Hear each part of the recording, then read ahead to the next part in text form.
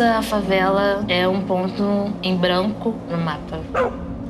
Correio não entra, correspondência não entra, como se nós não existíssemos. Antes era tranquilo. A violência na Maré começou a me atingir. A minha casa foi atingida, do nada, a bala entrou no banheiro. A única forma assim da gente se proteger é se jogar no chão. Mas pra dar a volta por cima, eu sabia que eu tinha que fazer alguma coisa. Então eu tinha uns 6 anos. Eu fiquei fascinada de eu programar e o computador me dizer hello.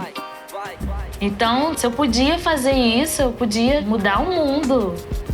A UFRJ é considerada a melhor na ciência da computação. No curso da UFRJ não tem ninguém da favela.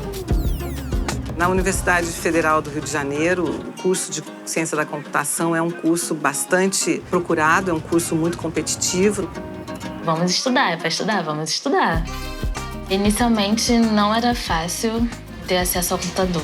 Tinha que acordar 5 horas da manhã, aí eu almoçava na escola e ia pro curso à tarde. Fora isso, era só biblioteca e tinham acesso à internet. Fiz o vestibular, fui aprovada. De primeiro momento eu não acreditei. Eu chorei muito, muito, muito. Meus pais, eles não concluíram os estudos. Meu pai fez até a 4ª série e minha mãe até a 3ª série. Eu quis mostrar que, mesmo sendo negra, moradora de favela, mulher, e dentro do curso de ciência da computação, é possível entrar, se manter e sair. Essa luta é diária da gente estar afirmando que a gente está ali, que a gente existe e fazemos parte da cidade.